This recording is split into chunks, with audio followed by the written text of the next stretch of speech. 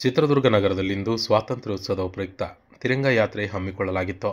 ಜಿಲ್ಲಾಡಳಿತ, ಜಿಲ್ಲಾ ಪಂಚಾಯತ್ ಮತ್ತು ಮಹಿಳಾ ಮತ್ತು ಮಕ್ಕಳ ಅಭಿವೃದ್ಧಿ ಇಲಾಖೆ ವತಿಯಿಂದ ಓಬವ್ವ ವೃತ್ತದಲ್ಲಿ ಬುಧವಾರ ಬೆಳಗ್ಗೆ 11 ಗಂಟೆಗೆ ಯಾತ್ರೆ ಹಮ್ಮಿಕೊಂಡಿದ್ದು, ಅಪರ ಜಿಲ್ಲಾಧಿಕಾರಿ ಬಿ.ಟಿ. ಕುಮಾರಸ್ವಾಮಿ, ಜಿಲ್ಲಾ ಪಂಚಾಯತ್ ಸಿಇಒ ಎಸ್.ಜೆ. ಸೋಮಶೇಖರ್ ಅವರು ಆಗಮಿಸಿ ಹಸಿರು ನಿಶಾನೆ ತೋರಿಸುವ ಮೂಲಕ ತಿರಂಗ ಯಾತ್ರೆಗೆ ಚಾಲನೆ ನೀಡಿದ್ದು, ಓಬವ್ವ ವೃತ್ತದಿಂದ ಪ್ರಾರಂಭವಾಗಿ ಮದಕರಿ ನಾಯಕನ ವೃತ್ತದ ಮಾರ್ಗವಾಗಿ ನೀಲಕಂಠೇಶ್ವರ ದೇವಸ್ಥಾನದವರೆಗೆ ಜಾಥಾ ಸಾಗಿದ್ದು, ವಿವಿಧ ಶಾಲಾ ಕಾಲೇಜುಗಳಿಗೆ ವಿದ್ಯಾರ್ಥಿಗಳು ಕೈನಲ್ಲಿ ಕೇಸರಿ ಬಿಳಿ ಹಸಿರು ಬಾವುಟವನ್ನು ಹಿಡಿದು ಭಾರತ್ ಮಾತಾ ಕಿ ಜೈ ಎಂದು ಘೋಷಣೆಗಳನ್ನು ಕೂಗುತ್ತಾ ಸಾಗಿದ್ದು ಕಂಡುಬಂದಿದ್ದು, ಇನ್ನು ಈ ಸಂದರ್ಭದಲ್ಲಿ ಅಪರ ಜಿಲ್ಲಾಧಿಕಾರಿ ಬಿ.ಟಿ. ಕುಮಾರಸ್ವಾಮಿ, ಜಿಲ್ಲಾ ಪಂಚಾಯತ್ ಸಿಇಒ ಎಸ್.ಜೆ. ಸೋಮಶೇಖರ್, ತಹಶೀಲ್ದಾರ್ ನಾಗವೇಣಿ, ಮಹಿಳಾ ಮತ್ತು ಮಕ್ಕಳ ಅಭಿವೃದ್ಧಿ ಇಲಾಖೆ ಉಪನಿರ್ದೇಶಕಿ ಭಾರತಿ ಆರ್. ಬಣಕಾರ್ ಸೇರಿದಂತೆ ಹಲವರು ಹಾಜರಿದ್ದರು.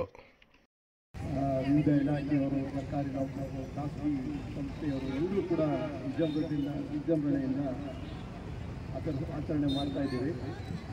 ಈ ಸಂದರ್ಭದಲ್ಲಿ ಇವತ್ತು ತಿರಂಗ ಯಾತ್ರೆಯನ್ನು ನಮ್ಮ ಮಹಿಳಾ ಮತ್ತು ಮಕ್ಕಳ ಅಭಿವೃದ್ಧಿ ಜಿಲ್ಲಾಡಳಿತದ ವತಿಯಿಂದ ಒಂದು ರಾಷ್ಟ್ರೀಯ ಐಕ್ಯತೆಯನ್ನು ಮೂಡಿಸುವಂಥ ಕೆಲಸವನ್ನು ಇವತ್ತು ತಿರಂಗ ಯಾತ್ರೆ ಮೂಲಕ ಮಾಡ್ತಾ ಇದ್ದೀವಿ. ವಿಶೇಷವಾಗಿ ಇವತ್ತು ನಮ್ಮ ತಿರಂಗದ ಬಗ್ಗೆ ನಾವು ಹೇಳಬೇಕಂದ್ರೆ ಕೇಸರಿ, ಬಿಳಿ ಮತ್ತು ಹಸಿರು. ಕೇಸರಿ ಏನು ಹೇಳುತ್ತೆ, ನಮ್ಮ ಏನು ಶೌರ್ಯ ಮತ್ತು ಬಲಿದಾನವನ್ನು ನೆನೆಸುವಂತಹ ಒಂದು ಬಣ್ಣ. ಅದೇ ರೀತಿ ಬಿಳಿ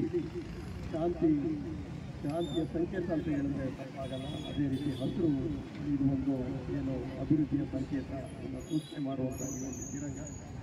ಅದೇ ರೀತಿ ನಮ್ಮ ಧರ್ಮದ ಒಂದು ಚಕ್ರ ಅಂತ ಹೇಳಿದ್ರೆ ಏನು 24 ಇದೆ, ಚಕ್ರ 24 ಅದು ಕೂಡ ಧರ್ಮದ ಚಕ್ರ.